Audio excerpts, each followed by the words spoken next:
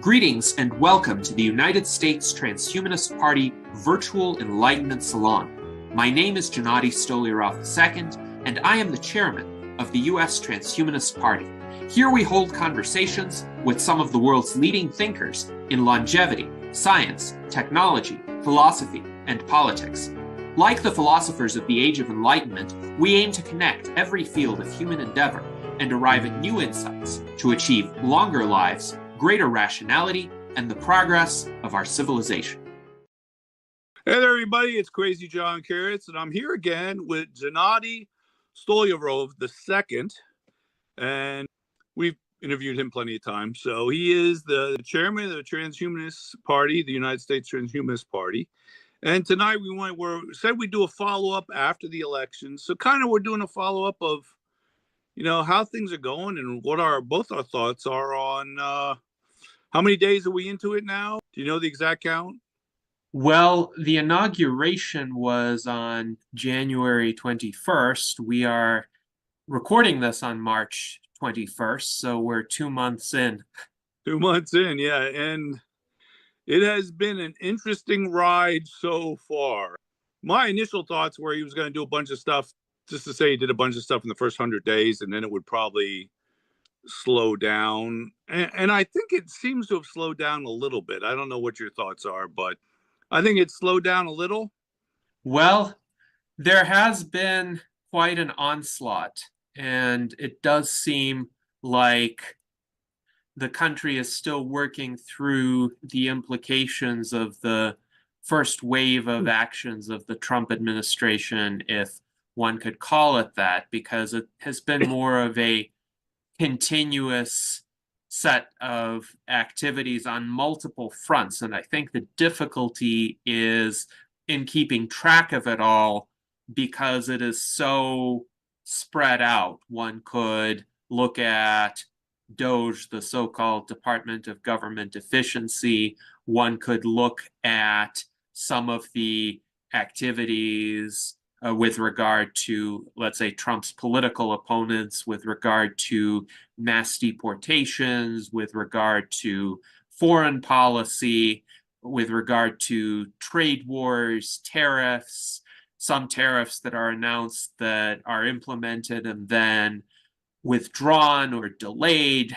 And all of that creates a kind of overall nebulous impression. One isn't sure exactly what is happening or whether there's an overall design to it or whether it's more of a scattershot approach or an approach of throwing a bunch of things at the metaphorical wall and seeing what sticks. So with that being said, I did not expect that pace of activity because I am more used to what happened during Trump's first term, where there was very early on a set of measures like the travel ban for visitors from multiple countries, but that got overturned very quickly, and the Trump administration's activities got blocked by the courts very quickly during the first term, and then the Trump administration took a more incremental approach. And so far, I'm not seeing the Trump administration taking that incremental approach. There have been some court orders, there have been some lawsuits, but it seems that a lot of these activities are proceeding apace, sometimes in defiance of the court orders or in ways that get around Congress altogether, even when Congress is supposed to be making certain decisions, like the decision of whether or not to allocate funding or to cut a particular agency. That is not an action that the president is able to do unilaterally. Okay, what do you think of Elon Musk with his DOGE and cutting things out, and the fact that some of the numbers they've come up with didn't seem to be actual numbers? Or let's not forget the transsexual mice. Right. Which are actually transgenic mice. It has nothing to do with gender, but they just completely misunderstood it at a basic level. And my issue with Doge primarily is in regard to how haphazard, indiscriminate, and unintelligent it is. There is some waste at the federal level. The infamous $750 toilet seats on aircraft carriers were uncovered as early as the 1980s, and there has been similar wasteful spending. But the wasteful spending does not, in its vast majority, occur because of federal employee salaries. Federal employee salaries are around 3 to 4% of the federal budget. What is actually wasteful are some of the contracts to politically connected corporations, and those contracts are the ones that drive up the costs of a lot of the goods or services that the federal government is purchasing. But Doge isn't really focused on cutting or studying those contracts. Indeed, the way to really achieve government efficiency and to reduce wasteful functions would be to study each activity in detail, to try to gather data, to try to interview people who actually know what is happening and figure out which expenditures are worthwhile and which could be reduced or which could be replaced with something else. But if there are these massive headcount reductions that often make no distinction on the basis of what the employee in question actually does or what the individual employee's performance was. Sometimes they were made based on the probationary status of that employee. So recently hired or recently promoted employees were terminated. And sometimes there's a directive for an agency-wide reduction of force. So a particular agency could be instructed to cut X% of staff. That is not going to be helpful because often those numbers of staff are needed for the agency to perform its essential functions, the functions for which that agency was created. And if you cut the staff, what you're going to get is dysfunction. You're going to get inefficiency. You're going to get a situation where the government indeed is unable to deliver on whatever promises or whatever roles it was supposed to perform. And then the critics are going to come in and say, well, this agency is failing, but that wasn't necessarily a foregone conclusion.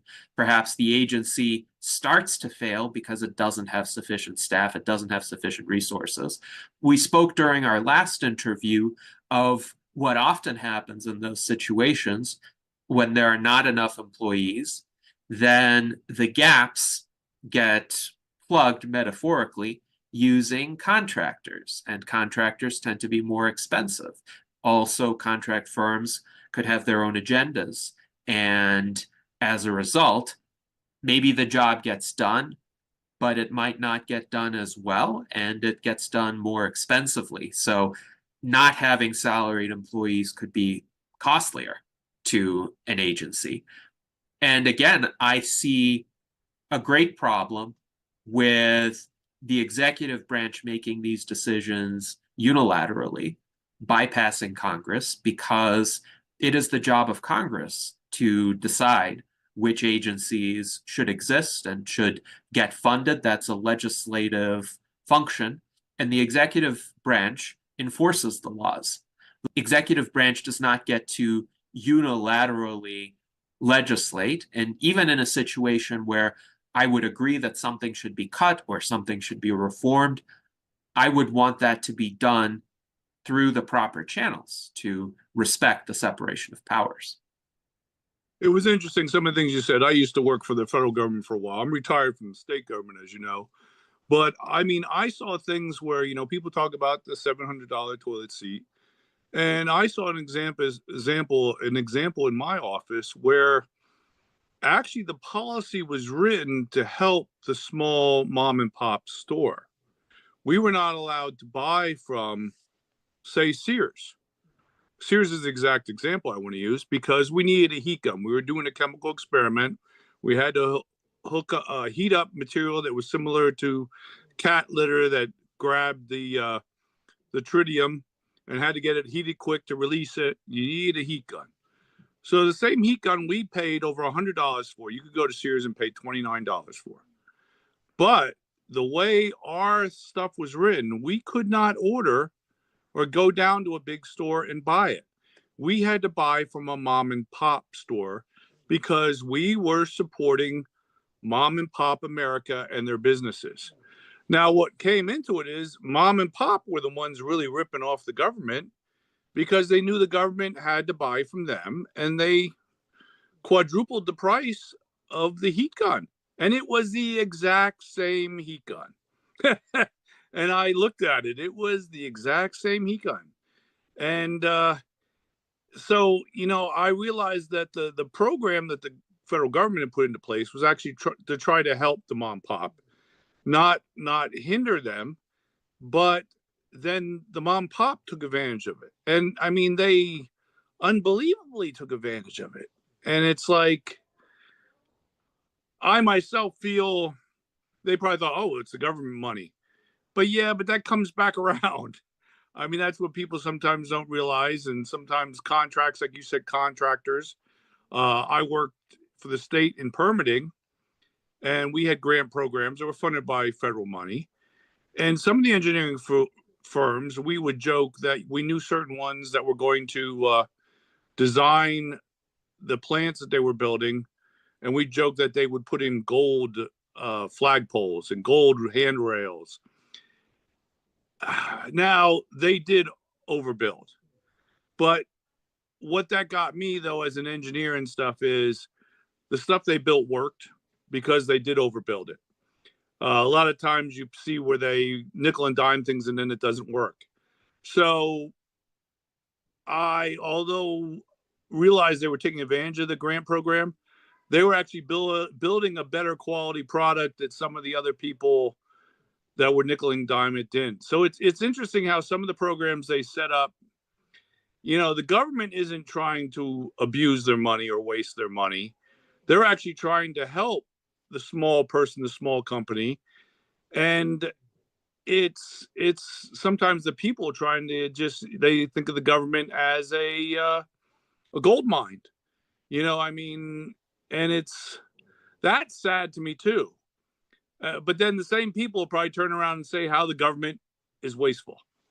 So I mean, it's a slippery slope.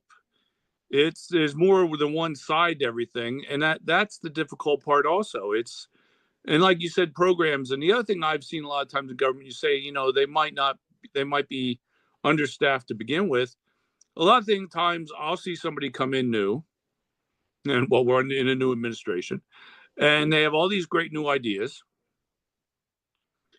and they supposedly implement them. I'm going to say supposedly, and they are supposedly working really well, and they go off somewhere else. I mean, you can't go much higher than being the president of the United States, but in other companies and in government, they get promoted somewhere else and they leave. And then these programs don't work. Well, to be honest with you, the programs never worked. And then the people that had envisioned them in the first place, their excuse is the fact that, well, the people that are there now aren't properly implementing it. It's not the concept of my program. It's the people now aren't really implementing it.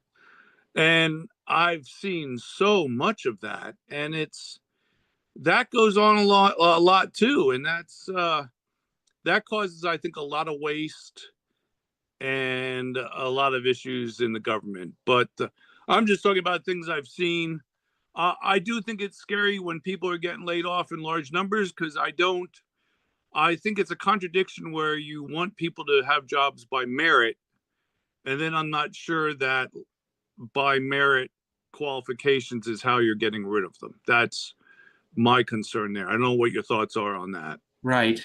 I think that there is a significant element of this that follows the Project 2025 scheme, let's say, of trying to replace career civil servants with partisan loyalists.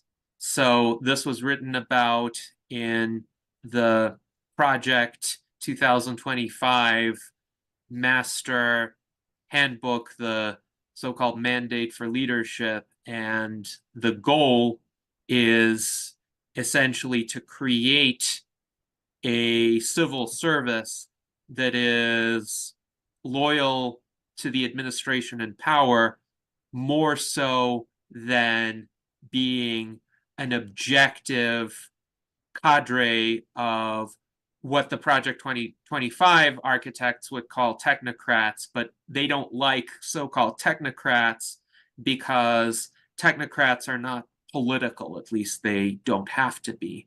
And technocrats essentially function according to the logic of the position or the logic of the job or a certain technical skill set. And whether a Republican or a Democrat or somebody else is in power, they do roughly the same job. Of course, sometimes the legislature, Congress, or the president may have certain priorities, and government agencies do adjust through various layers of appointed officials. But the civil service is intended to be insulated from that. And Project 2025 seeks to undo that and seeks to essentially sweep away a vast number of positions that the architects of Project 2025 think might resist some sort of political push from the presidential administration. Now, what's also interesting is this approach of suddenly sweeping away vast numbers of people as well as significant government functions is not an approach that is endorsed even by some, let's say, staunch free market advocates. So one of my favorite thinkers is Ayn Rand, who very much was in favor of laissez-faire capitalism, free markets, and a reduced role for government and economic activity. But in 1962, she was asked essentially what changes would she institute if she were elected president tomorrow. And I'd like to read her response because I think it is highly informative of what a much more rational approach would look like. These are her words, so I will say this is her perspective, but compare and contrast it with what Elon Musk and Doge are doing. So Ayn Rand was asked, if you were elected president of the United States tomorrow, what changes would you institute? And she responded, this is the last thing I'd attempt or advise anyone to try. But to the hypothetical question, what would I advocate if my advice were immediately put into effect? I'd answer, start decontrolling the economy as fast as rational economic considerations permit. I speak of rational economic considerations because today, every part of the population is dependent on government controls. Most professions have to function under controls, and their activities are calculated on that basis. So if anyone were to repeal all controls overnight by legislative fiat, that would be a disastrous, arbitrary, dictatorial action. What a free country needs is to give all the people concerned sufficient notice to readjust and reorganize their economic activities. Therefore, after working out with economists the kind of program necessary to decontrol the country and what controls should be repealed first, I would then advise passing legislation announcing that certain controls will be abolished within 3 years, say, the period calculated to allow people the opportunity to readjust their activities. In a free economy, no change happens out of the blue and overnight. Every economic change, every development is gradual. Therefore, in a free society, there are no immediate and disastrous changes. But given our present situation, any sudden changes could create disastrous dislocations, and so we should decontrol gradually. And I note she said this in 1962, so this was before even Lyndon Johnson's Great Society programs, before a lot of the agencies that were created under Richard Nixon and Jimmy Carter and George W. Bush. So all of this was premised on a federal government that at the time was much smaller and did a lot less than the federal government does today. But her main point is that when you have a system of controls and regulations in place, people begin to depend on them. Their activities, their economic calculations, their long-term plans have adjusted to them. And you don't want to shock them out of it because that would create a lot of disruption. So she's saying the goal for her is to decontrol all of that. And maybe if she looked at Elon Musk's activities today and the activities of Doge, she might agree with some of the end goals, but she would disagree with doing it so quickly. And she would disagree with doing it without a plan and without considering what should be repealed first. What is the proper sequence of actions? So I think that's a much more measured perspective. And of course, it requires a long-term time horizon that could extend for years and maybe decades. And perhaps what is happening is Donald Trump and Elon Musk don't think they have that long of a time period. They think they have a very short window in which to act. And if they don't act now, they won't get another chance, maybe because their opponents will rally and stop them somewhat, or they'll lose the midterm elections and they'll have a divided government starting in early 2027. That's a good possibility, I think, because I think everybody's getting surprised. I have some thoughts on what you said. One thing is, talking about civil servants and stuff, it sounds to me like a return to the old days and not even that long ago. I have to admit, probably have about close to 44 years of government experience, local and federal, and then my 35 with the state. But I've seen and I've had friends whose fathers worked for the government. And in the old days, they would purposely register as independent because they did not want to be on the books as being either Democrat or Republican because of what would happen when the governor would change or another politician that had an effect on them would change. Because it could come down to their jobs that they could be cleaned out of their offices because of not being in the proper party. So to me, that kind of reminds me of like a go back to the old days, not a plus, but a backward step in a way where people have to be worried about that. And the other thing I was thinking of too was a lot of times I've seen when they go through and they change a lot of programs or get rid of a lot of programs too quickly, a lot of times they make screw ups. I don't know what better way to put that there. And they realize, oh, we have to do something because now this isn't covered there, that isn't covered. And sometimes that's spinning their wheels to recover their behinds because there's things that new problems they've caused by getting rid of some of this stuff. And in the long run, sometimes that costs more money than what they saved in the first place. Although they can still go on the books as saying we did all these changes. Okay, you implemented that change, which cut this and this, but then you had to implement this and this to make up for the fact that you cut that and that. And really, how did that really save anything? A lot of times I would say smoke and mirrors. A lot of things can be smoke and mirrors that the government does. And they throw something out there and say, this is great. While at the same time, something else is happening. And I think Trump's like that. I think Trump and Elon are going to save money on this stuff. But then I think they're probably going to waste money somewhere else and make it sound like it's the best thing, Yes.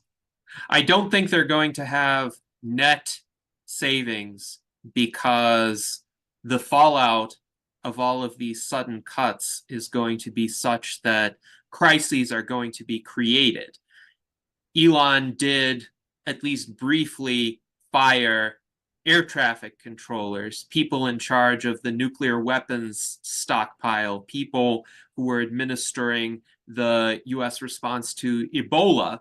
And I think once this was discovered, Elon himself realized, oh, it wasn't a good idea to fire these people, but the chaos had already been created. So it was even the case that not all of these people got their jobs back right away after they were terminated and the mistakes were admitted, because the machinery of terminating them and dislodging them from their positions had already been set into motion. And one aspect of bureaucratic machinery is once you set it in motion, it's difficult to stop it. It's not like a switch that you can flip on or off. There are many moving parts to it.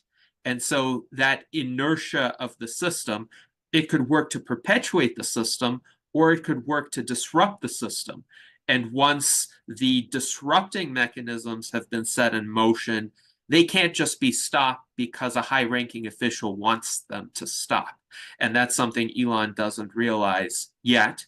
And maybe he will refine his approach to some extent, but one aspect of his personality is that he likes to shoot from the hip, metaphorically speaking, and he keeps doing it.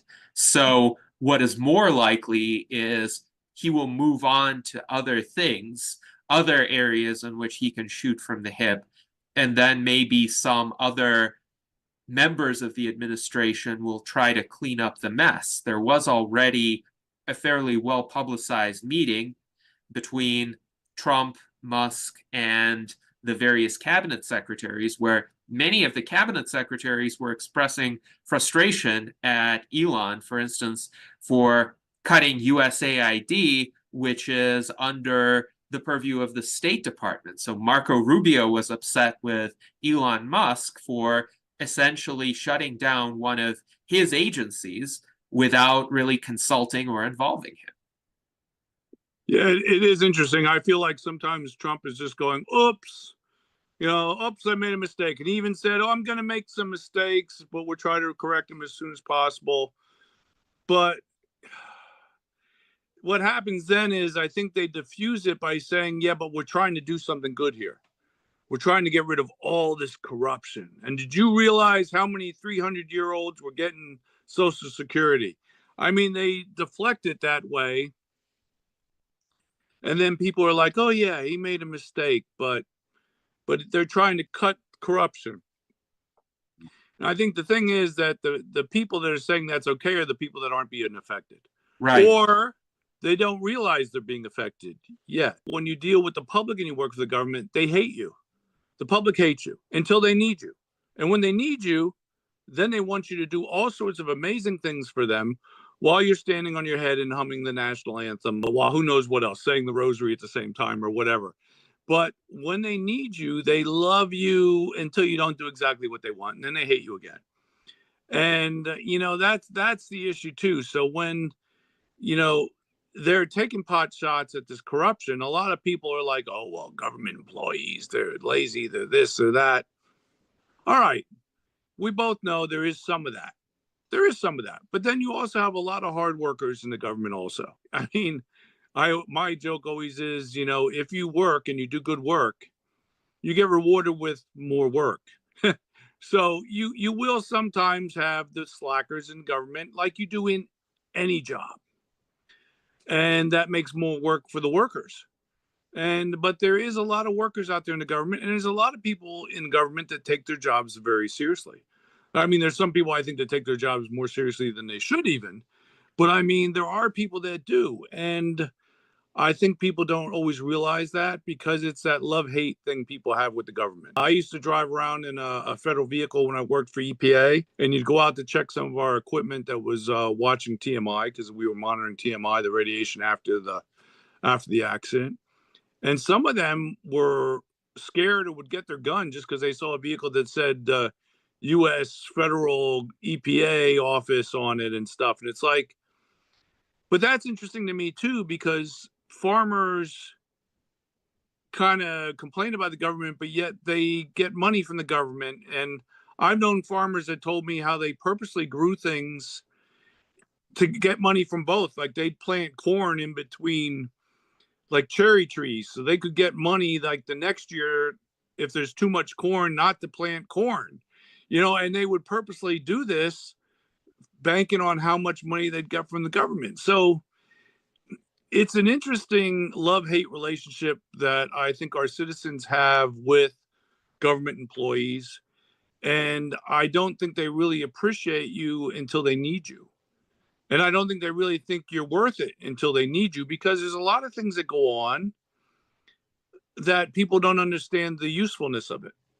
And that's another important thing. Does Elon understand all the reasons that these things came into effect? Why is that there? Why are there people that are supposed to be doing that? And like you said, I don't know if you exactly said that, but I mean, I don't know if he put enough evaluation into it to really understand the intricate workings to know what he's destroying and why it was there in the first place. Right. He's certainly no economic scholar and no scholar of political science. He might see a few things that outrage and upset him, and he thinks he has the ability to affect the situation because he has wealth, he has political influence now, he has people who are able to do his bidding, but he doesn't study the long-term history or implications of the work of a particular government agency. And again, if there were a serious concerted effort to study what a particular agency does, what the programs actually are, what the effects are, whether that's necessary, what the cost benefit analysis is, I think that would be reasonable to undertake. But it would take years to do a thorough job. And I think Elon doesn't want it to take years. I think he wants it to take days. And this is where he's running up against resistance even from within the Trump administration. I do believe this approach is unsustainable because ultimately you can only go so far and antagonize so many people before there's a critical mass of people who say, this is enough. We are not going to accept this anymore.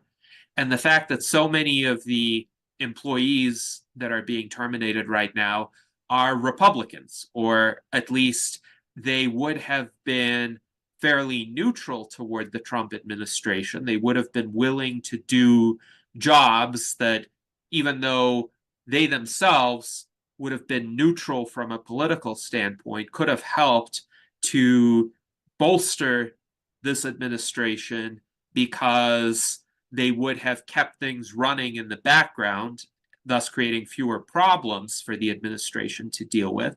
Now these people have been alienated, and these people have been mobilized to some extent, because if one suffers some serious blow from a financial standpoint or even from a morale standpoint, and a morale blow is certainly likely to somebody who has been fired arbitrarily, they're going to notice this and they're going to try to do something about it. At the very least, they're going to vote in a different way. So I think Trump and Musk are creating their own opposition, even though at the start of Trump's second term, the so-called resistance was a lot lower key than it was during the start of the first term. And I think maybe they were emboldened by this. They thought, oh, this is our cue to enact a very sweeping series of changes. But in so doing, they are creating a new resistance, which I think may be stronger. And unfortunately, I think this resistance may be less civil than the first resistance, because we're already seeing acts of vandalism and sabotage, Tesla vehicles being set on fire or spray painted with graffiti. We didn't really see that the first time around. We saw some mass protests when the first Trump administration came into office.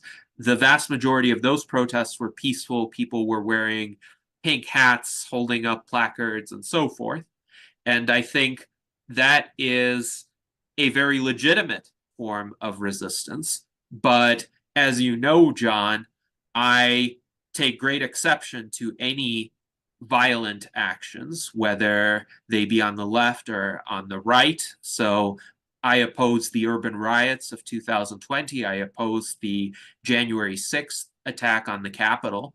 And I'm opposed to these acts of vandalism and destruction against Tesla vehicles. I think many Tesla owners are not themselves political and they didn't purchase those vehicles because they approve of Elon Musk's politics, but they're being caught up in this frenzy of reaction to what Elon Musk is doing. And unfortunately, the only effect this is having is to radicalize and antagonize people on both sides of the current partisan divide. So that's very unfortunate. And I hope that some efforts to moderate and de escalate are going to be undertaken soon.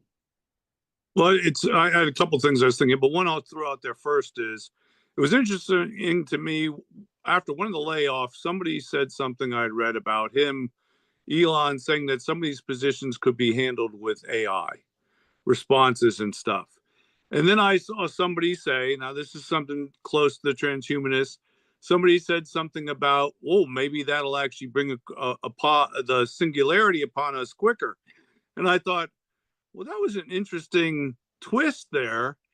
You know, that something that seems so crazy could bring something else about. I don't know what your thoughts are on that comment that I had read, but So, of course, the Transhumanist Party has taken a strong interest in the applications of AI, and we have used emerging AI systems ourselves, for instance, in creating art, music, even certain segments of our virtual enlightenment salons where we have AI podcast hosts.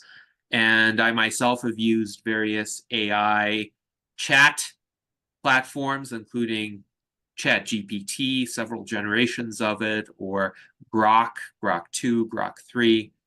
And I think there are many applications where these AI systems could help people, but they only go so far.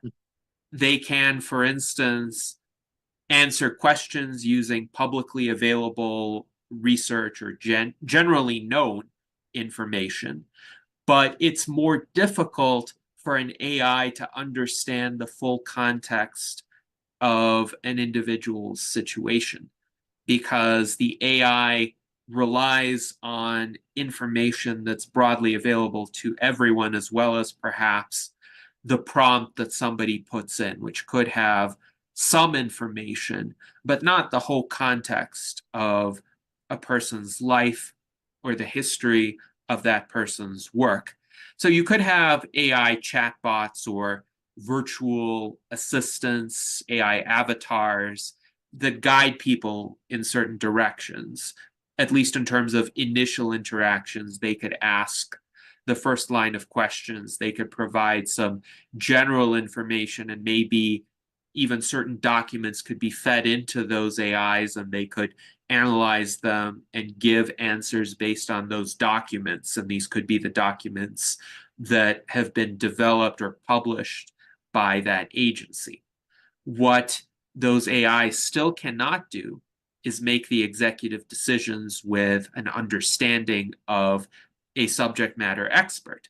And indeed, these AI large language models are prone to what are called hallucinations. Sometimes they seek to appear authoritative in all circumstances, but there are genuine gaps in their knowledge or what the available research shows, so they make things up. And I've seen these systems make up sources or conjure facts out of essentially correlations with existing information, but those are not real facts. They're just plausible seeming. so And you're it telling takes me that Trump is actually a faulty AI. Is that what ha sorry, that's a good one. but yeah, I myself do use some AI. I use AI a lot for correcting stuff that I do. Uh or when you want something reworded that you don't quite like the way it's worded, But I find as far as coming up with ideas, the ideas and the direction, you need a human for that. Right. And with my music, some of it I don't like my voice, and I will alter my voice. Give the computer an idea, and it'll smooth it out and make it sound different, which is interesting to me because I find my songs that actually use my voice, which I think is horrible. Sometimes people seem to listen to more than the smoothed out computerized ones. But I think sometimes I think there's a pushback though too. Yes, and I think that there remains a very strong role for humans in both creative and analytical functions. So an AI can be a powerful tool, and I think the most powerful outputs are going to be in cases where AIs and humans collaborate. And the AIs could also be creative in certain respects. They could recombine the inputs that they receive in ways that a human wouldn't think of. And they could point to intriguing new possibilities. But it does take a human to curate this material, to distinguish what is worthwhile from what might not be as valuable or what could be just something very ordinary that has been rehashed. Over the years, and it has only been a few years, but I've had enough exposure to be able to do this, I have learned to distinguish output that is written by a human from output that is written by an AI. Actually, I think the AI output adheres too rigidly to structures that people are commonly taught in their English classes. Like if you write an essay, write it with 5 paragraphs or so. And in the first paragraph, tell us what you're going to say. And in the last paragraph, tell us what you just said. But human communication is more fluid and flexible than that. And generally speaking, some of the answers that one gets when asking an AI system can become too repetitive because it does very often just keep summarizing what it just told you. And I think the systems are designed to view this as being thorough or being formal.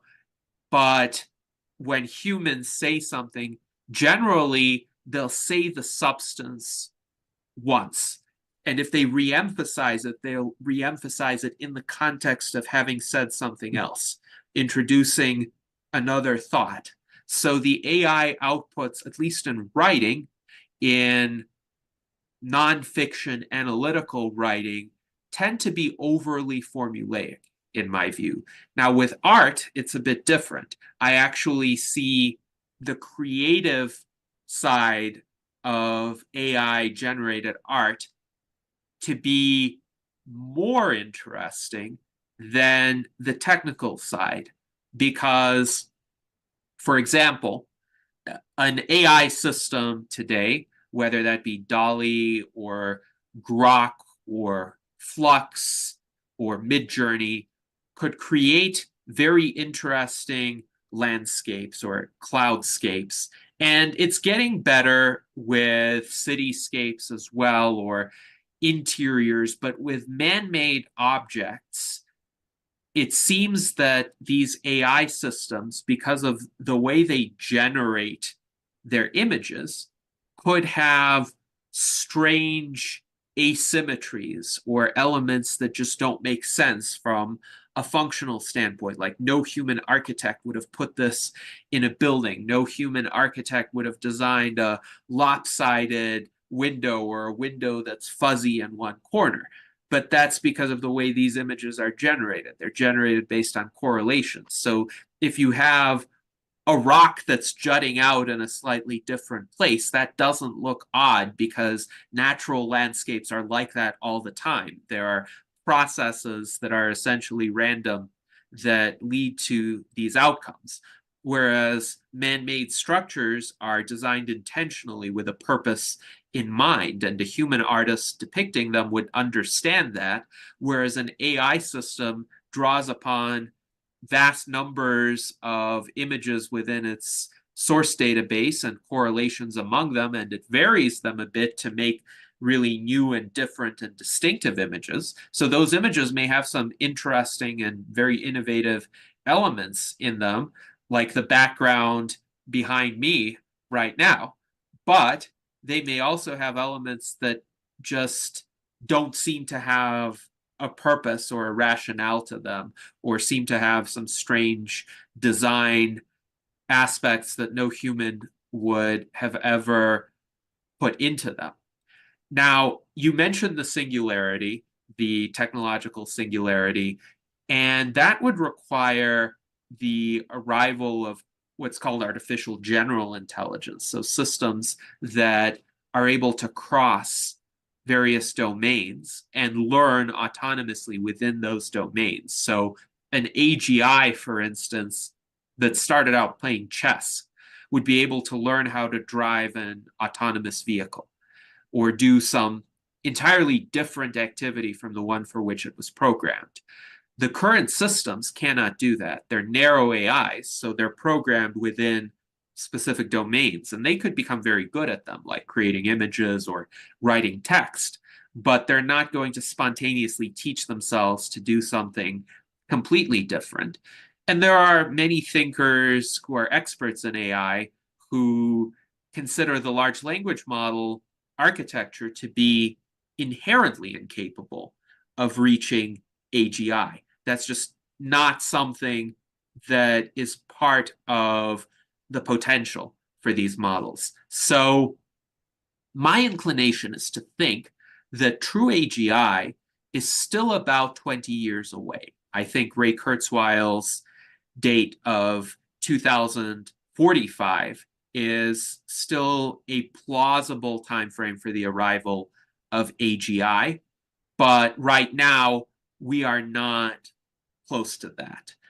And as a result, I think companies that are cutting large numbers of human workers, or government agencies that are doing the same and thinking that AI will just replace those roles, are deeply mistaken, because the AI systems still require humans to use them and apply judgment to them. And what I'm seeing throughout the economy, from manual labor jobs to the so-called white-collar professions, is a shortage of human workers. There are certain positions that could be very productive if you even had one person in them using AI, but for whatever reason, there is such a cost-cutting and headcount-cutting mentality that those positions get eliminated or they don't get filled. And as a result, very little gets done. And it doesn't matter what tools are out there if nobody is using those tools, or if you don't have somebody at the front desk willing or able to receive somebody who walks in or interact with them, or if you don't have somebody in a customer support role willing to answer questions past a certain point, you don't deliver the service. It's as simple as that. No matter how much AI there is, you still need some level of human staffing to deliver those services. Yeah, I totally agree with that at the point we're at right now. And I like what you said about the writing and stuff. I do like it to correct my writing. I think because of the fact you said that it makes it more formal, I have a habit of not only talking in run-ons, but writing in run-ons. I mean, it's horrible. I got to go back and, well, that could be at least 3 or 4 sentences, that one sentence I just did. But I think that's a habit. And I do my music videos with AI, and I love that you're not sure what it's going to do. I mean, I give it parameters of what I want, and sometimes it takes me maybe 5 tries with a video to kind of like what it did. Sometimes it'll do some really odd things. Like if you ever see my one on the Cedar Street Blues, that's actually about my parents' house, and they had one time it up to 24 cats, and they had a pool, and we used to watch TV and eat pizza. So there's pizza in it, there's TVs in it, there's cats in it, there's pools. But sometimes the kids are turning into cats, the cats are turning into kids. The pool is outside the house, and then it's inside the house. The cats are walking on water. The picture frames turn into TVs. The tables turn into TVs and turn it back into tables. And a pizza turns into a table. And it's kind of very like you felt like you fed the computer LSD. You know, it's a very interesting factor that I think it's definitely not thinking in the box because it doesn't know what a box is sometimes. And I think that's the interesting part of, like you say, the artwork, things that we don't think of. But then I'll admit I set the parameters for it. So I can tweak the parameters if I want, but sometimes I like leaving them kind of open just to see where it runs with it. And that is kind of interesting. Uh, you know, Yes. Sometimes I've given the AIs very broad and flexible prompts that were intended to test just one particular thing, whether it would comply with one particular aspect of its output. For instance, I gave Dolly 3 the prompt to generate a landscape without politicians. So literally, any landscape that didn't have a politician in it would have complied with that prompt. And Dolly 3 passed that particular test. It did not put any politicians in those landscapes. And the reason why I was asking it to do that was to test whether it understood negation. Because sometimes, especially early on, these systems would just focus on the presence of a term. And if you said, don't do X, the fact that X was present was interpreted by the system as actually a request to put X in there. So the earlier systems didn't really understand negation very well, but they have been improved to the point where you could tell them, create a landscape without politicians or without apple trees, and they would create something that complied with that constraint. Now, something you made me think about, though, when you said about how they can't deviate real good is I've had some frustrating conversations with IRS employees. And during the IRS season, the tax season, they hire people because of the increased calls and stuff. And these people cannot think out of the box. They follow their programmed speech and questions. They could be replaced with an AI. Because to be honest with you, they do not vary out of their pre-done what they're supposed to say. And if you ask them something else, they have to go back to their pre-done thing because that's, and I think it's two things. They're told to do that. And the other thing is, I think a lot of them don't really understand their job to begin with because they don't have to. They just have to ask you those questions. They could be replaced. I mean, yes. I actually think AI would probably do a better job than some of them have done. But so that kind of, I'm kind of interested in that. And, you know, I thought it was interesting. You said I had to bring that up about the singularity. I didn't really think that was true either. But people go off about things sometimes. And I've loved the stories too, where they say that Elon Musk's satellites are the beginning of Terminator, you know? Yes, I think there is a lot of hype when a new technology gets released, and often the reality is more incremental and more mundane. But I agree with you. A human that only follows a script could be replaced by an AI, and the AI could provide a more interesting user experience because, friendlier too.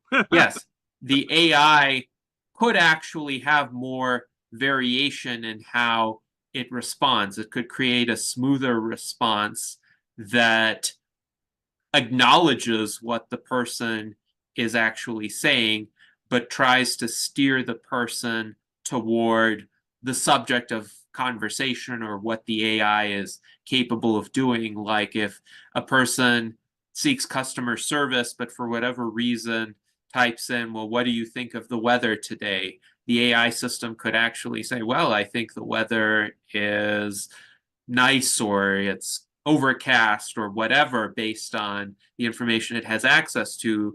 But then it could transition and say, well, on such a nice day or on such a gloomy day, what can I do to help you with X, your problem, whatever the situation may be. So there's more of an ability to do that for an AI system than for a human who is instructed to follow a rigid script. I think in some of those customer service positions, which aren't paid very well, by the way, people are just given scripts and they're given productivity targets. So you need to complete X number of calls every hour. And if you don't, then you're penalized for it.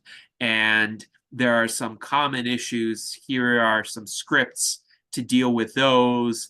And oh, you're not allowed to deviate from those scripts. That's above your pay grade. If somebody has a really challenging issue, you escalate it up to the manager. And in those cases, yes, that's frustrating to deal with, because in the position of a customer, I would rather talk to somebody who knows how to address my particular issue right away. So somebody who would respond intelligently to what I actually said or typed in. It's interesting about the script. I was just thinking, I'll get right back around in a second, but I'll just say this. I just sold one of our houses, and bought a condo in New Jersey by the beach. And I had Earthlink for internet, and I had Earthlink Unlimited. Well, every month they complained that I was going over my quota for data. And when you go over your quota, you get slowed down. Okay. I thought that was the idea. You were still allowed to use it. Well, after 10 months, they fired me. I feel they fired me.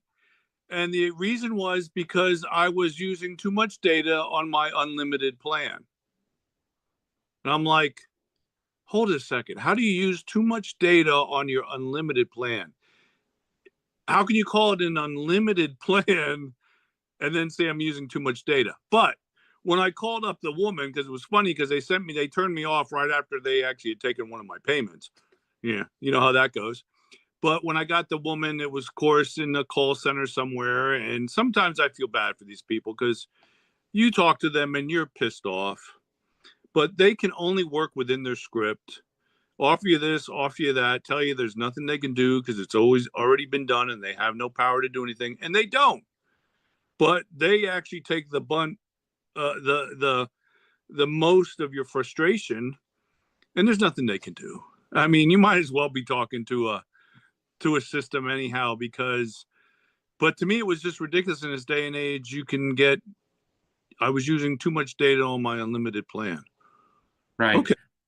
And the person who made that decision is probably in the C-suite somewhere, not directly handling consumer complaints, earning a much more sizable salary, and making these decisions completely disconnected from either the experience of the customers or the experience of the people who receive those complaints. Moreover, the people on the front lines receiving those complaints can't readily communicate that information up the chain of command, because let's say they're 5 or 6 layers removed from those executives. They can't just come up and talk to the executives directly and say, well, look, consumers are complaining about this. They would be fired for being impertinent.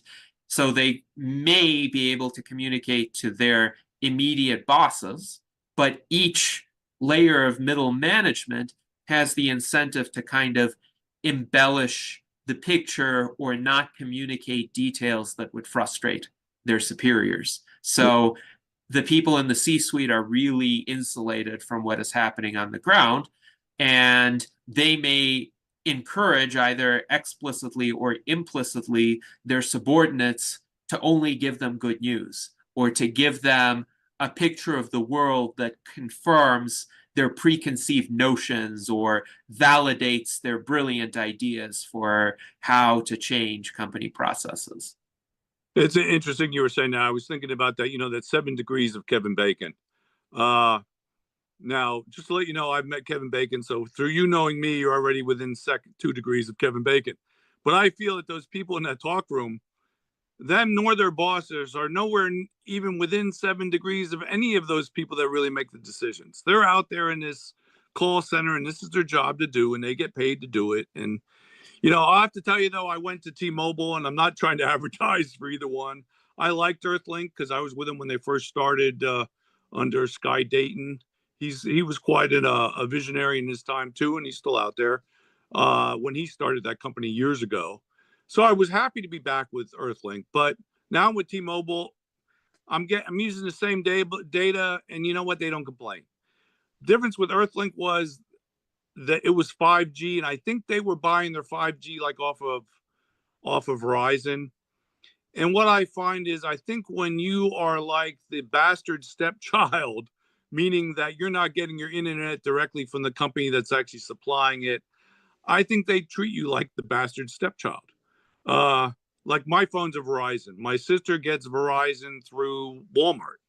Now she's still using the Verizon lines and stuff, but she doesn't get as good a service or as good a reply on things because she's removed. So I really wonder, although I'm perturbed at Earthlink, I actually think it's probably Verizon complaining, because Earthlink was probably getting their 5G most definitely from Verizon.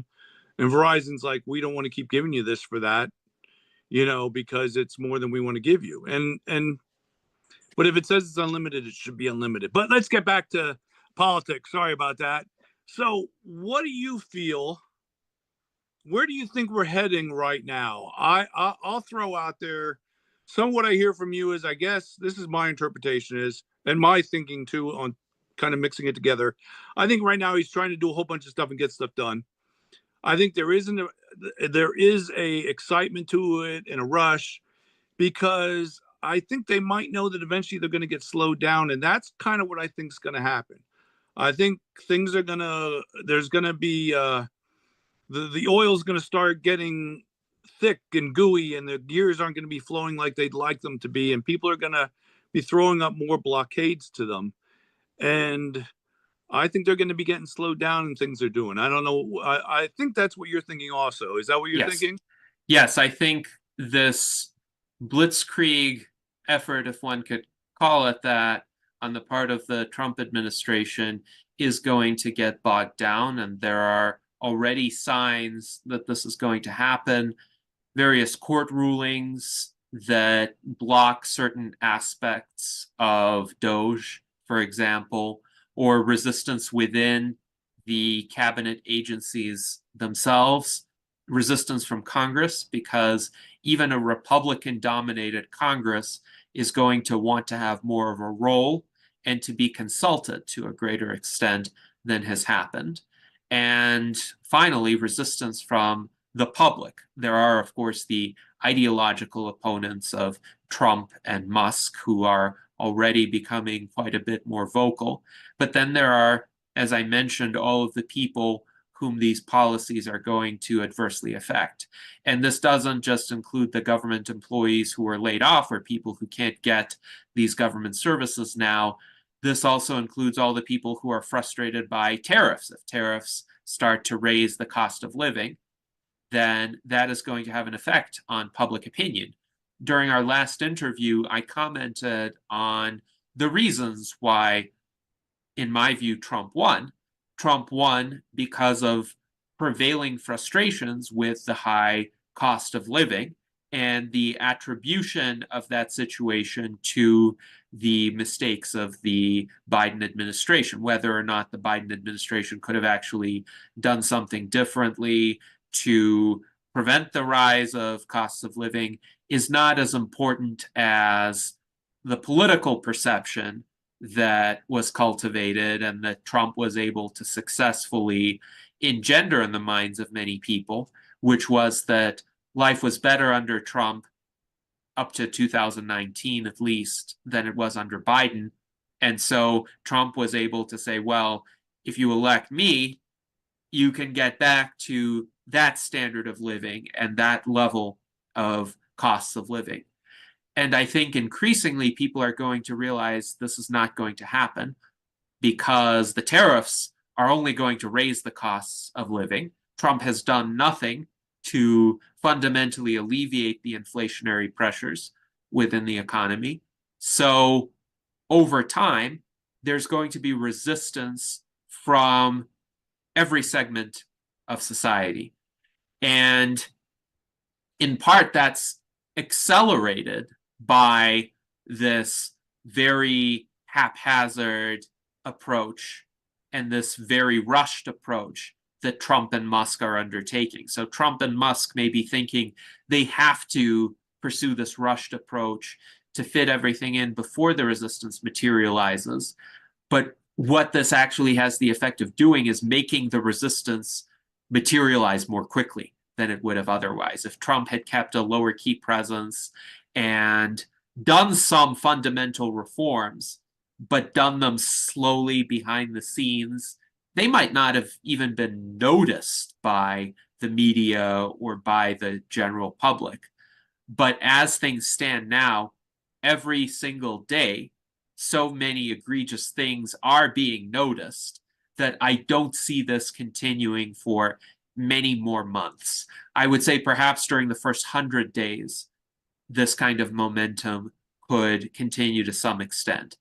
But after that, so about 40 days from now or so, it will slow down significantly.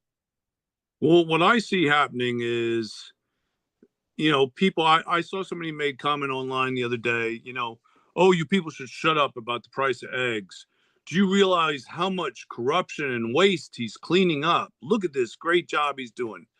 And I thought, exactly, that's the diversion and the deflection is he's not helping with the prices, bringing the food down. It's going up, but he's deflecting it and diverting the attention by saying, oh, but I'm cleaning up all this corruption. Once we get all this corruption cleaned up, you're going to see how all this is so much better. And it's still because of Biden. So that's what I see. I see them doing don't watch what the one hand's doing because the other hand's doing something else. But the sad thing is people are seeming to fall for it. But like you said, which I think is a good example, some of the people they're firing and stuff might have been supporters that Right. were in the government, and that's going to make, or family members of, and that can make more trouble for them. Because somebody made the point one time, I was on, we talked about that before. I still go on that program. I can't think what it is right now, where they have the chats and stuff. And somebody said, well, whose government been better under, Republican or Democrats, as far as a quality of life?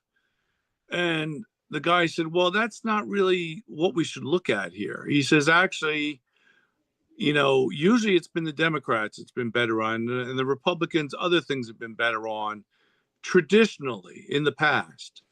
But he made the point that Trump really is not a Republican. He's out there doing his own thing. And what we've talked about before is earlier in the conversation I was having upstairs, somebody said Democrats and Republicans. I said, yeah, but the Republicans aren't what you think of as Republicans anymore, and the Democrats aren't what you think of Democrats anymore. It's become an interesting world, and we talked about this before.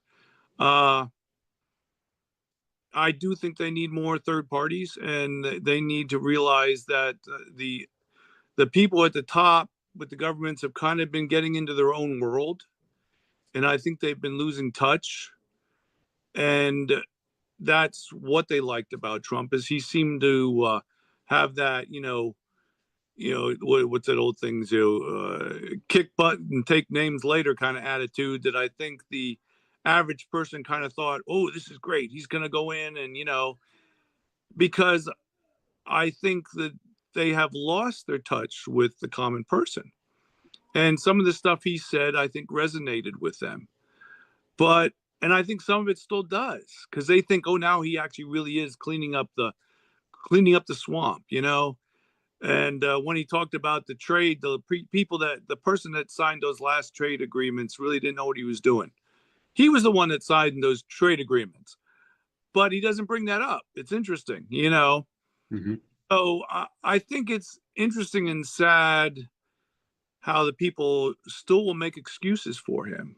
And I hope people pay attention more and start to. I think if food and everything really does start increasing, I think that's gonna move the people.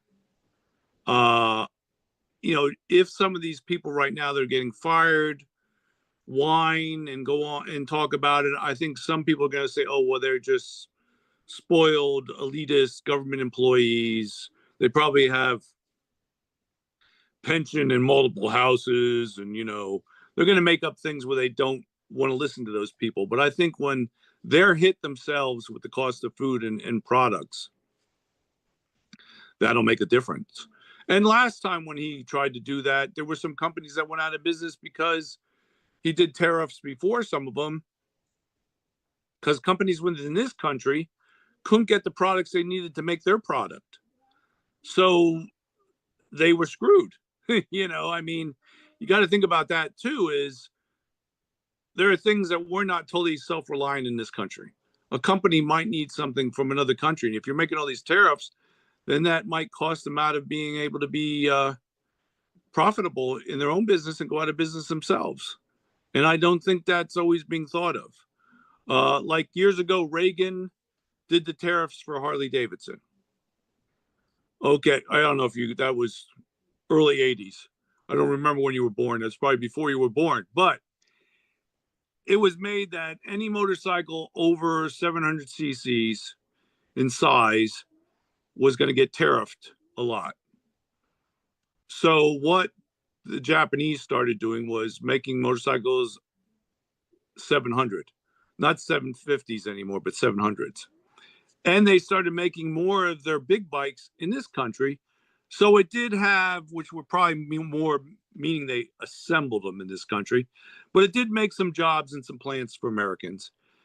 And it did help Harley because then people were more willing to buy the bigger Harleys because the prices were more competitive with the Japanese bikes who were undercutting them. But now countries, the Europeans, the European Union is taxing things like Harley Davidsons and making it hard for Harley, who's just hanging on as it is. And some of their, they've moved into doing European and other countries sales to help them, and they have a plant in India and one in Mexico too. And it's funny to me because Reagan tried to help them, but now these tariffs in countersuit are going to hurt a company that tariffs were made years ago to try and help. Mm-hmm. And it's just, I think we've talked about this before too. I don't think people study history as much as they should.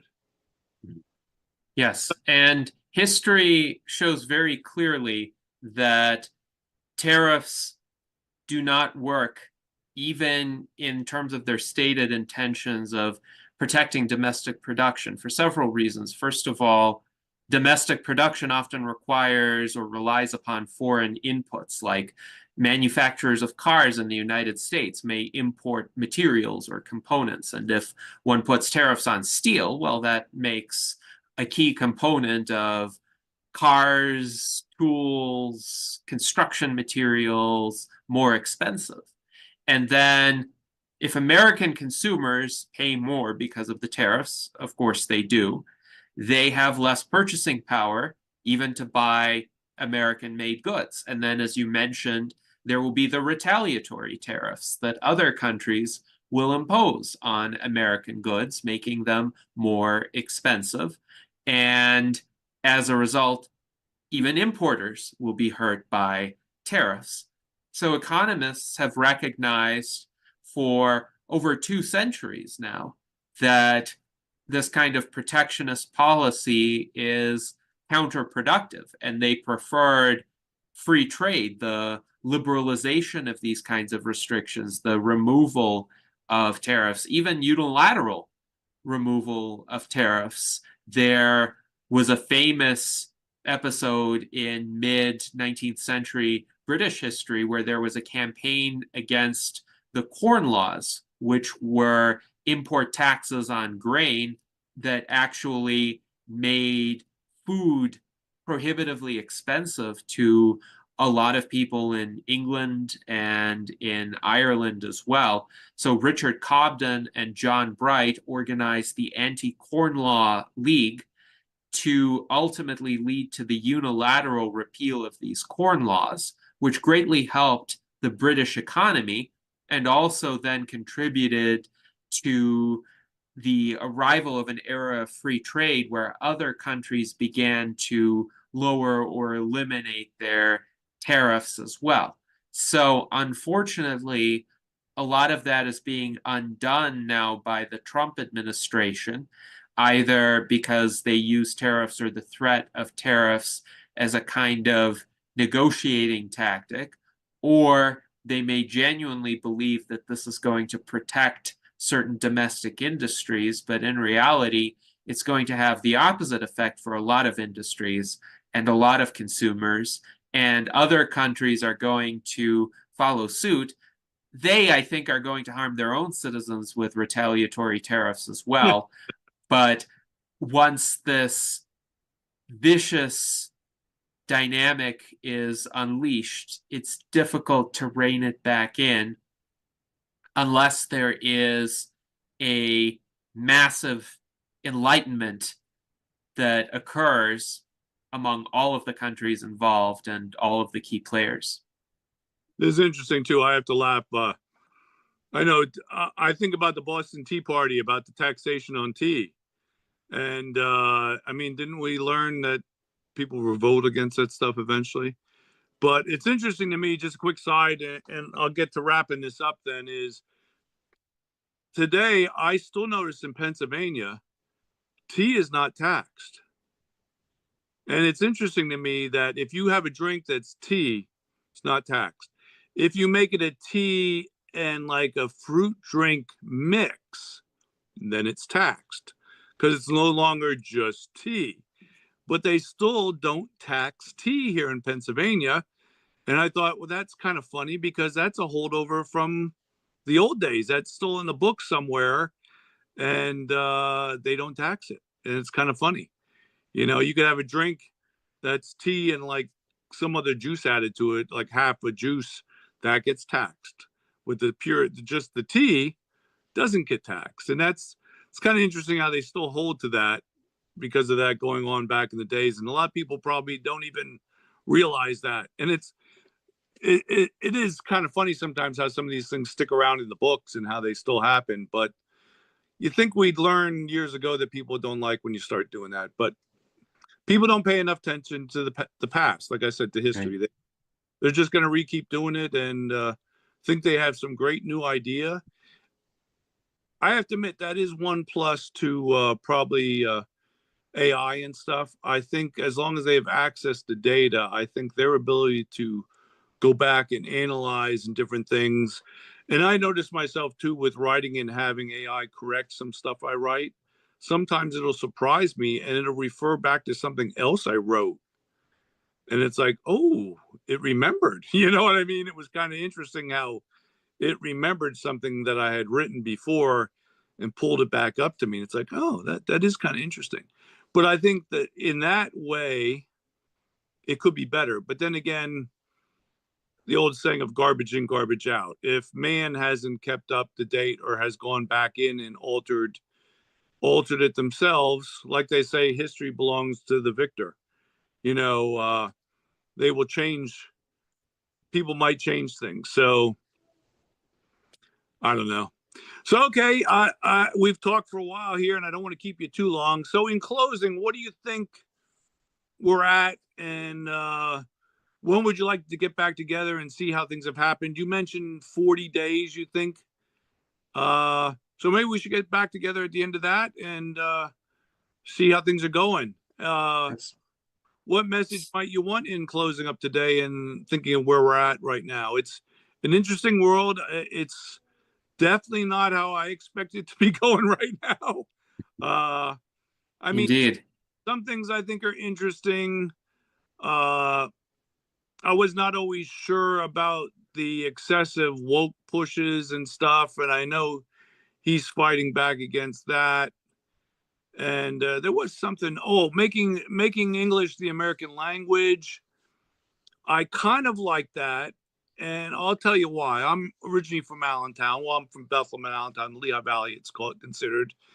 And when I lived there, uh, we had a large Middle Eastern subculture.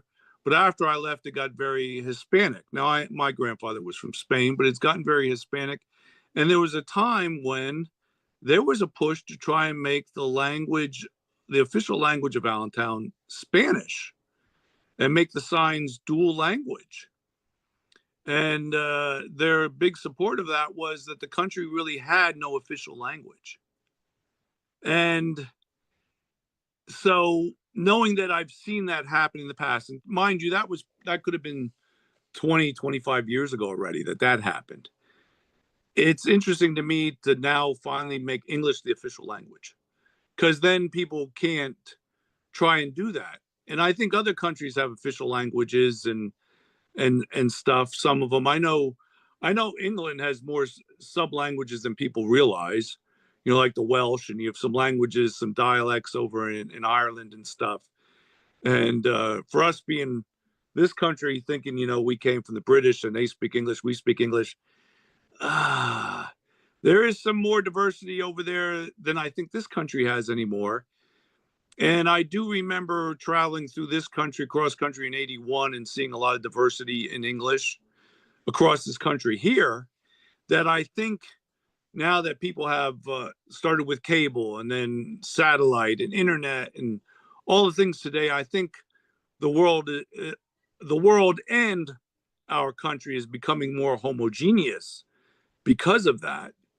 But still, I think there's some diversity in other countries. And like I said, him making America English the main language, I kind of like that, just because I went through a city I came from where they were trying to change the language, you know, because there was no official language. So to me, that was kind of interesting.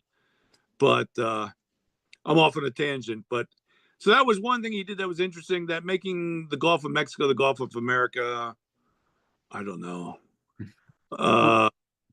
Well, I think a lot of those changes are kind of cosmetic or symbolic in the sense that he's trying to, let's say, illustrate a particular point or get an easy accomplishment from the standpoint of his base. So renaming something could please his supporters within his political base who thought that maybe the original name or the previous name was too woke or not patriotic enough.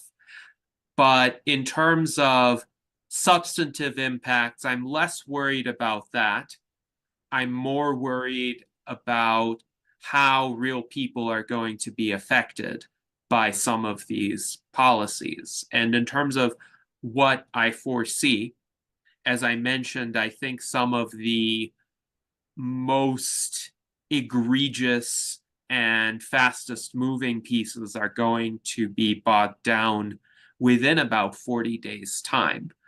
But I also see this as an era with a lot of chaos and a lot of division that is just going to be accentuated and exacerbated. I think the American people fundamentally are tired of the division and the political chaos, and they would prefer what they would consider normalcy and stability, being able to pursue their everyday lives in peace, focus on material well-being, focus on essentially the aspects of life that are close to them. And increasingly, frustration with the two-party system will grow. I think the escalating polarization is a way in which the power elite can perpetuate this divide and rule tactic. And I think it's well known that members of the power elite on both the left and the right are actually closer to one another than their rhetoric may suggest. Even Trump himself was at one point friends with Bill and Hillary Clinton. I doubt they're friends now, but they used to be seen at the same social gatherings, and it seemed they were fairly friendly with each other. So they're all part of the same social circle. They're all part of a group of about 10,000, give or take, prominent figures within politics, media, academia, big business, think tanks, consulting firms that are all interconnected. They communicate predominantly with one another. And what they're most afraid of would be the people being tired of them as a class, of the entire system that they're overseeing. And so to prevent that, they're setting people against one another. They are inciting these intense hatreds along these partisan lines. And they are intentionally trying to get people to segregate themselves into political tribes and to be outraged at only what the left is doing or only what the right is doing, when really people should be outraged at those divide and rule tactics, what that entire ruling elite is perpetrating. I think that there was a real possibility before Trump got elected, and particularly before the pandemic, that most people would just tune out this partisan politics. Most people would just decide all of this back and forth between the Republicans and the Democrats, it's not substantive. We want to focus on living our lives. We want to focus on what could actually help, which could be technological advancements, it could be cultural creation, say using the tools that the internet offers. It could be just through connecting with other people in day-to-day life and figuring out that our similarities as human beings and our fundamental shared goals and shared values actually overshadow our differences.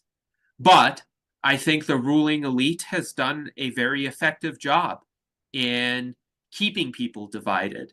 And the more people start tuning out partisan politics, the more intense this division becomes in an effort to get people back into the fray, because that's now the favorite tactic of the ruling elite to maintain its power.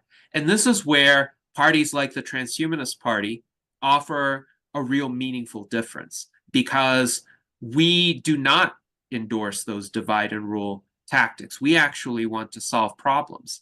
We actually have a constructive view of what the future should look like, and policies that harness the power of technology to actually transform people's lives for the better, to resolve controversies, to try to figure out solutions that work for as many people as possible and are consistent with their values and goals, what they see as good outcomes.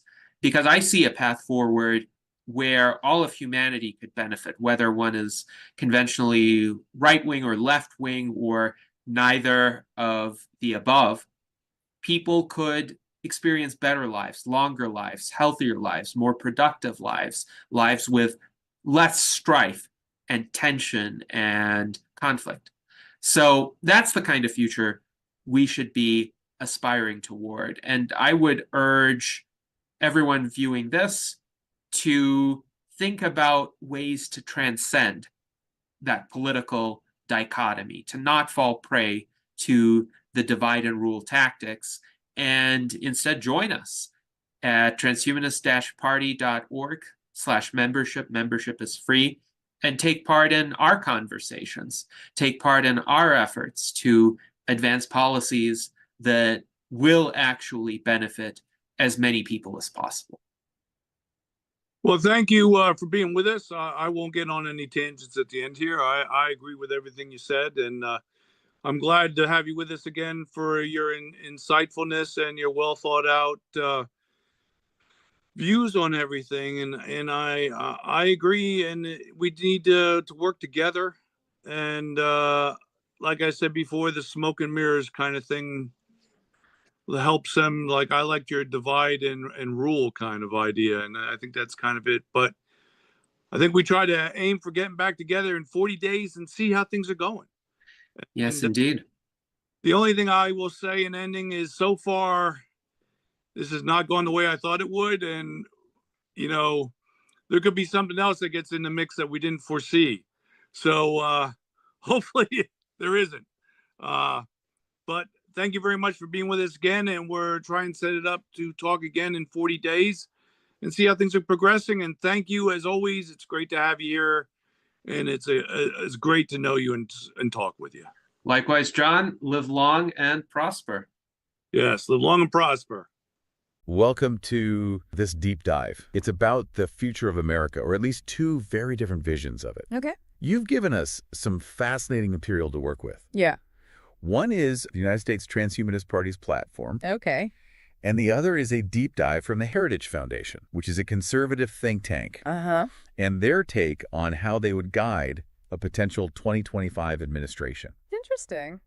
It's kind of we're watching two completely different movies Yeah. about what comes next. And they're both blockbusters in terms of ambition. Yeah, for sure. Like, you're going to find that they have some drastically different approaches to governing. Right. And they're painting pictures of America that feel miles apart.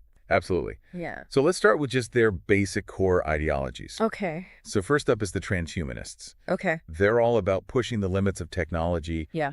to achieve things like radical life extension, Okay. individual empowerment. Uh-huh. But here's the thing. They're not focused on traditional political power structures. Right. So instead of trying to gain control of Congress or the White House, Yeah. they've organized themselves more as like a decentralized network. Exactly. Their goal is less about winning elections Right. and more about driving technological advancement Yeah. as the key to unlocking human potential. Okay, now on the other side, we've got the Heritage Foundation. Okay. And they represent a more traditional conservative viewpoint. Right. So things like limited government, Yeah. free markets, individual liberty, strong national defense. Classic conservative values. Yeah, so think of their document as like a playbook Yeah. for a conservative president Okay. that covers staffing decisions, Right. policy agendas across all the major government agencies. It's a blueprint Yeah. to guide a 2025 administration Exactly. in implementing a very specific conservative vision. Right, and so that's where this real intrigue lies. Yeah. Is how these groups view the role of government and technology Yeah. in shaping society. Yeah. So the transhumanists see technology as like the ultimate tool for liberation and societal transformation. Yeah, they're talking about a future of abundance, Right. enhanced human capabilities, solving problems Mm-hmm. that have plagued us for centuries. They're betting on a future where technology removes our current limitations and allows us to achieve things we can only dream of. Yeah.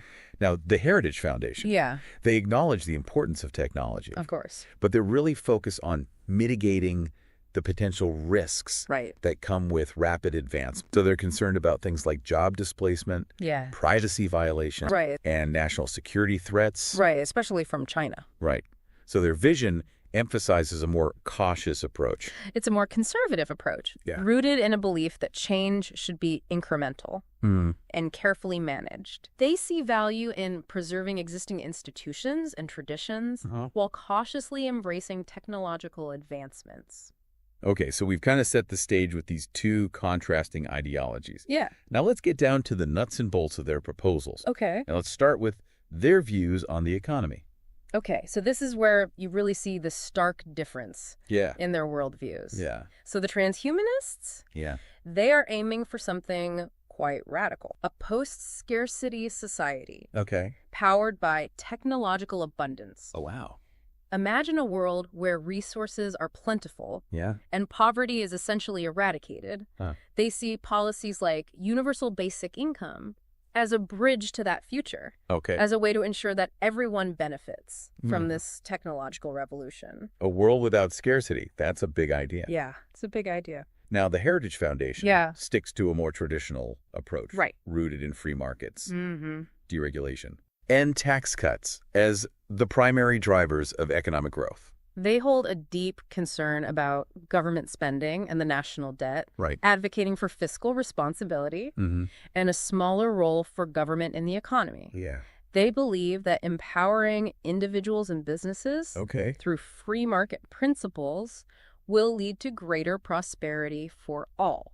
And they have a rather intriguing proposal for a reciprocal trade act, which would require other countries to match U.S. tariff rates. Interesting. It's a bold attempt to tackle trade deficits and protect American industries. This proposal really gets to the heart of their America First stance. Right. They see it as a way to level the playing field in international trade and ensure that American businesses aren't disadvantaged by what they perceive as unfair practices from other countries. All right, next up, let's dive into how each group views this rapidly evolving landscape of technology and its impact on society. So when it comes to technology, the Transhumanist Party is like a kid in a candy store.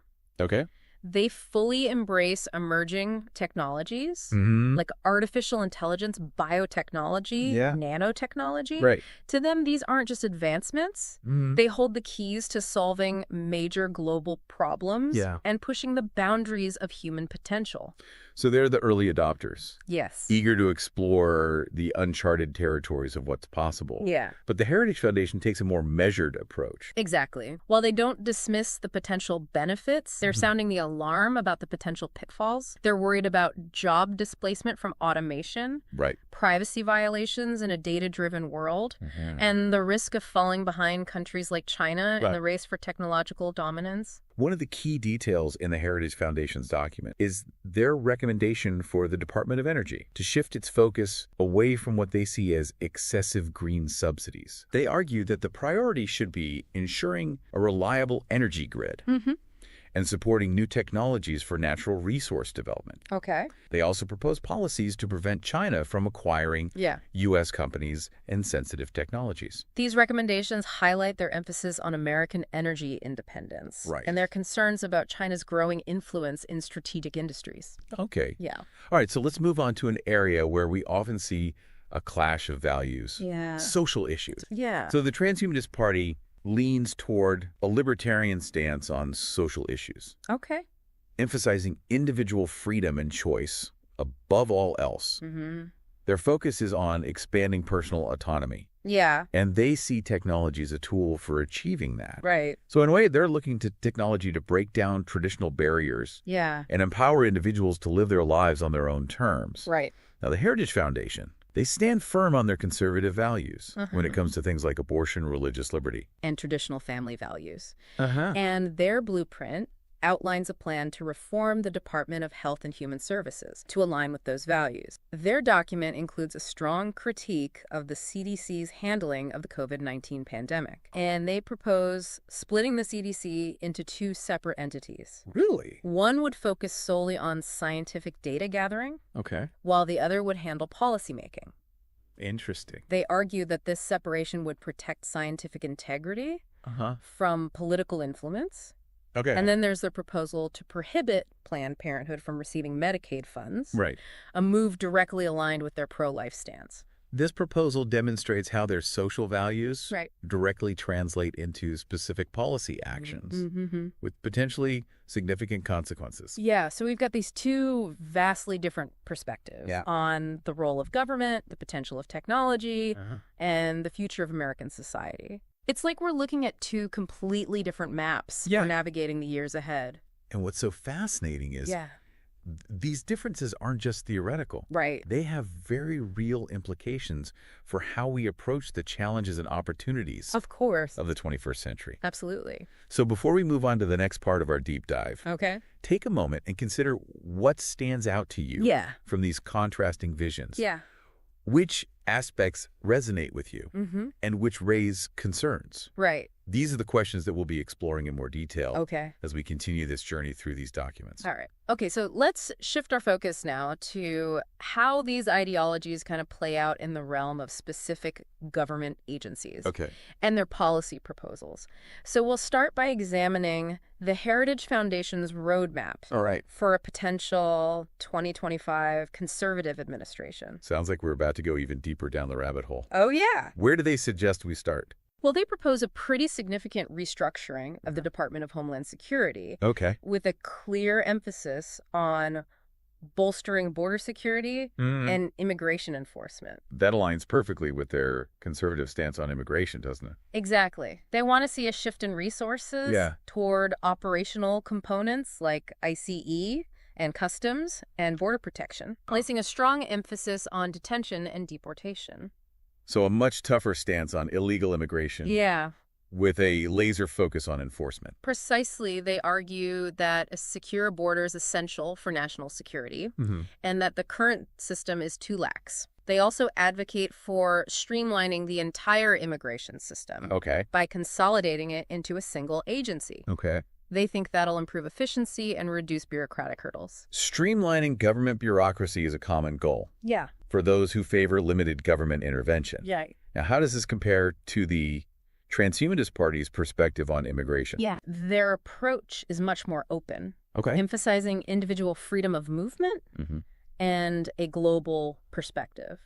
So they're less concerned with strict border control and more interested in exploring how technology can be used to manage immigration more efficiently and humanely. So less restrictive. Yeah. More tech-driven approach. Exactly. They see technology as the solution rather than enforcement as the primary response. Right. Let's move on to the State Department. Okay. Another area where these two groups likely have very different ideas. Absolutely, you're right. Yeah. So the Heritage Foundation advocates for a return to a more traditional America First foreign policy centered on core American interests. Yeah. They're critical of what they see as a drift towards globalism and multilateralism, pushing for a more assertive and unilateral approach on the world stage. Putting America's needs and interests first. Exactly. They want the State Department to focus on strengthening alliances with countries that share their values.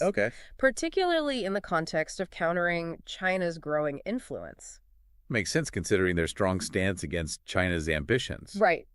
They also propose a significant restructuring of the State Department itself, streamlining its operations, cutting its budget, aligning with their core principle of limited government. They argue that a leaner and more focused State Department will be more effective in promoting American interests abroad. So a leaner, meaner State Department.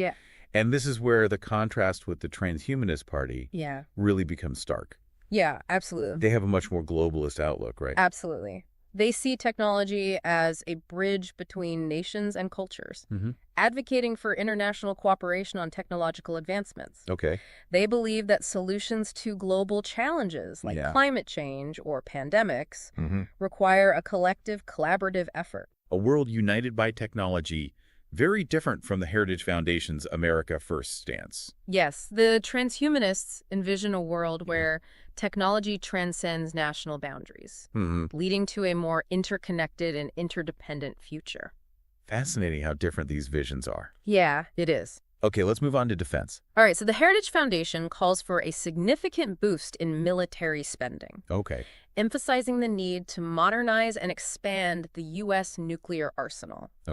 They perceive the world as an increasingly dangerous place, especially with the rise of China and Russia, and believe that a strong military is absolutely essential to deterring aggression and protecting American interests. Classic peace through strength argument. Exactly. They argue that projecting weakness invites aggression, and that America must maintain a dominant military force to defend its interests and protect its allies. Now I imagine the Transhumanist Party, while not advocating for disarmament, doesn't necessarily view military might as the primary solution to international conflict. You're right. They believe that technology can be a powerful tool for de-escalation and conflict resolution. So they're more interested in exploring how technology can reduce the need for traditional warfare, promoting nonviolent solutions to international disputes. So a more pacifist approach with technology playing a key role in creating a more peaceful world? Yeah.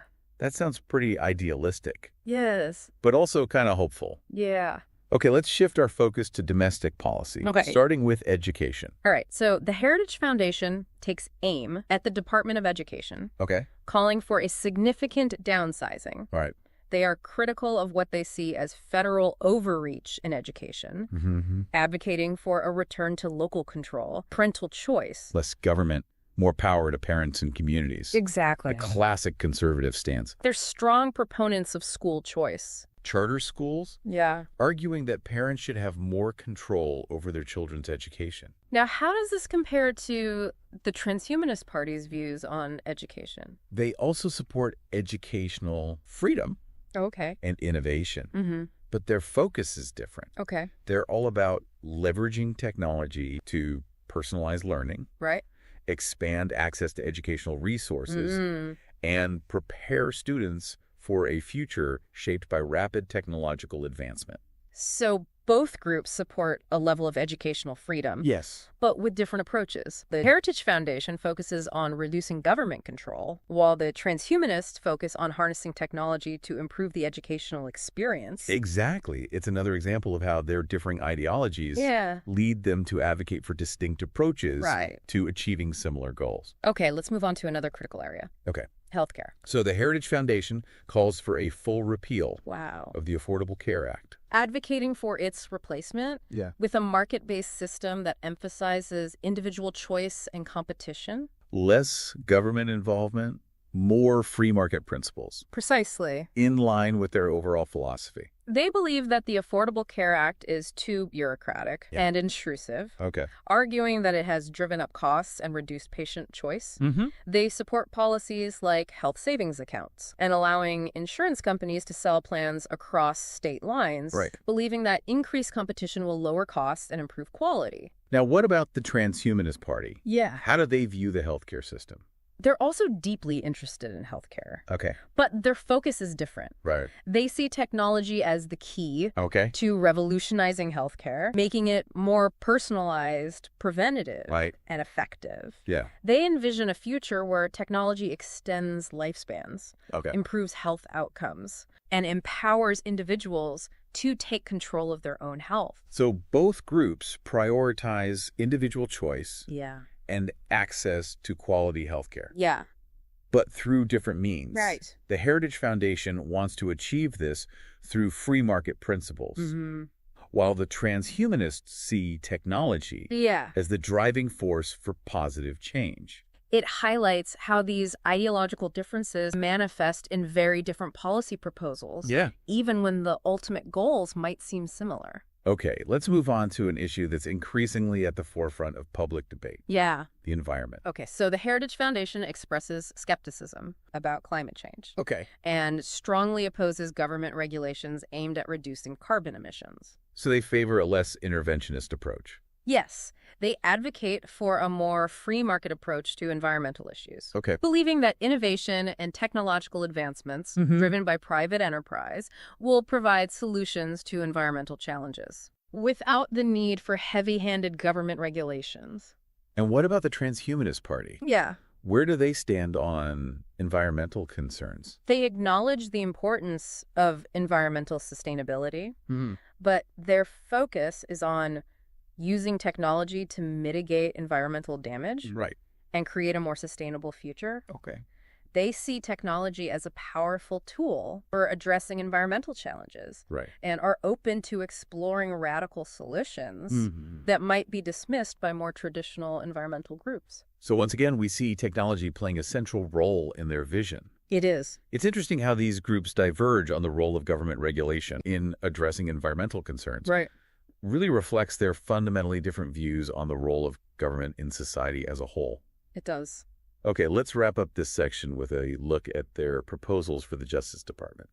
Okay, so the Heritage Foundation is highly critical of what they see as the politicization of the Justice Department. Under previous administrations, they argue that it has been used as a weapon against political opponents.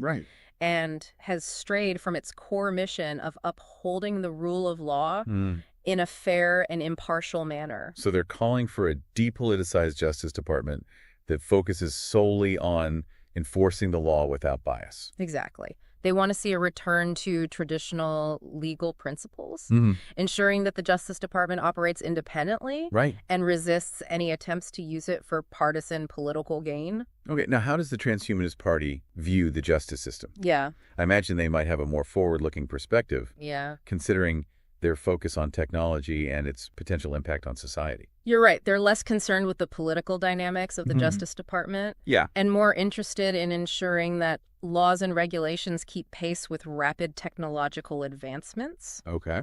They advocate for a more flexible and adaptive legal framework that can accommodate the transformative potential of emerging technologies. Okay, so we've explored a range of agency-specific proposals. Yeah. From the Heritage Foundation, from Homeland Security, to the environment and the justice system.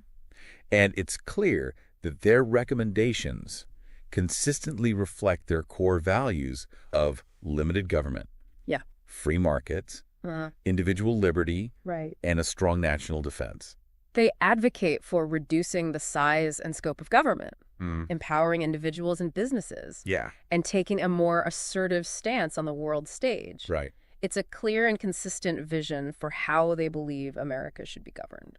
And it stands in stark contrast to the Transhumanist Party's vision, which embraces technological disruption and societal transformation, Absolutely. often advocating for a more global perspective. It's a reminder that there are vastly different views on what constitutes progress and how best to achieve it. Okay, so before we move on to the final part of our deep dive, let's take a step back and consider what all of this means for the average American. Okay. So these contrasting visions have real-world implications for people's everyday lives. They impact everything, from healthcare and education to the economy and the environment. Yes. The choices we make as a society will determine which path we take and what kind of future we create. Absolutely. It's not just about abstract political ideologies. It's about the lives and well-being of real people. It's a powerful reminder that politics isn't just a game played by elites. Right. It has tangible consequences for all of us. It does. Okay, so let's talk about something that affects every single one of us, money. Okay. Specifically, how these two groups view taxes, financial regulations, and the future of the dollar itself. Okay, so the Heritage Foundation lays out a very clear, classically conservative approach. Lower taxes, fewer regulations, and a stable, predictable monetary policy. Essentially, they want to see individuals and businesses keep more of their hard-earned money and have more control over how they spend and invest it. Exactly. Their core belief is that reducing the tax burden and minimizing government interference in the market will unleash economic growth and lead to greater prosperity for everyone. Sounds good in theory. Right. But where does the Transhumanist Party stand on all of this? Yeah. They don't seem like the type to get bogged down in traditional economic debates. You're right. Their focus is much more long-term. Okay. And you could say more radical. They're less concerned with tweaking the existing system and more interested in building a future where technology renders many of these economic concerns obsolete. So while the Heritage Foundation is focused on improving the current system, the transhumanists are looking beyond it entirely. Exactly. They envision a world of technological abundance where resources are plentiful and the need for traditional economic models is diminished. Right. It's a fascinating, albeit ambitious, vision. Okay, so let's bring it back to the present for a moment and dive into some specifics. All right. So the Heritage Foundation is calling for a major overhaul of the U.S. tax code. Okay. Simplifying it and lowering rates across the board. They aim to make the system fairer, more transparent, and less burdensome for both individuals and businesses. Right. They believe that simplifying the tax code will reduce compliance costs and make it easier for everyone to understand their tax obligations. Less paperwork, less confusion. Right. Always a good thing. They argue that a simpler, fairer tax system benefits everyone in the long run. Now let's talk about financial regulations. Okay. An area that's always sparked intense debate. So the Heritage Foundation takes a very clear stance. They want to roll back many of the regulations put in place after the 2008 financial crisis. Okay. They believe that these regulations, while well-intentioned, have actually stifled lending, innovation, and economic growth by placing unnecessary burdens on businesses. Right. Especially smaller ones. So less red tape, more freedom for businesses to operate. Yes. A classic deregulatory approach. They argue that the free market is ultimately the best regulator. Right. And that excessive government intervention often does more harm than good. Now let's talk about the big one. Okay. The future of the dollar itself. Okay. The Heritage Foundation expresses deep concerns about inflation and the Federal Reserve's monetary policy. Right. They argue that the Federal Reserve's actions in recent years, such as quantitative easing and low interest rates, have contributed to rising inflation and undermine the value of the dollar. They advocate for a more stable and predictable monetary policy, one that focuses on maintaining price stability and protecting the purchasing power of the currency. Essentially, they want to see a return to sound money, keeping prices in check, protecting the value of your savings. They believe that a stable dollar is crucial for long-term economic health, and that the Federal Reserve needs to be more accountable and transparent in its actions. Okay, so we've covered a lot of ground here. We have. Taxes, regulations, and the future of the dollar. Yeah. Now, before we wrap up this deep dive, I think it's important to acknowledge that while these economic policies championed by the Heritage Foundation might sound appealing, there are potential downsides to consider. Absolutely, you're right. So while lower taxes and fewer regulations can certainly stimulate economic activity in the short term, they can also lead to increased inequality, a reduction in government services, and potentially even greater financial instability, if not managed carefully. Exactly. So it's a complex balancing act. There are no easy answers or simple solutions when it comes to economic policy. It's all about finding the right mix of policies to promote sustainable growth, stability, and prosperity for all. Absolutely. So as we come to the end of our exploration of these contrasting visions, I want to leave you with this question. Sure. Which vision of America's future resonates more with you? And why? Is it the Transhumanist Party's pursuit of radical technological advancement and a world transformed by abundance? Or the Heritage Foundation's call for limited government-free markets and a return to what they consider traditional values? These documents offer just a glimpse into two possible paths forward, but there are countless other perspectives and ideas shaping the America of tomorrow. It's up to all of us to stay informed, engage in thoughtful debate, and participate in shaping the future we want to see. That's what makes these deep dives so fascinating. Absolutely. They challenge us to think critically and engage with the forces shaping our world. Thanks for joining us on this journey. Keep those brains buzzing.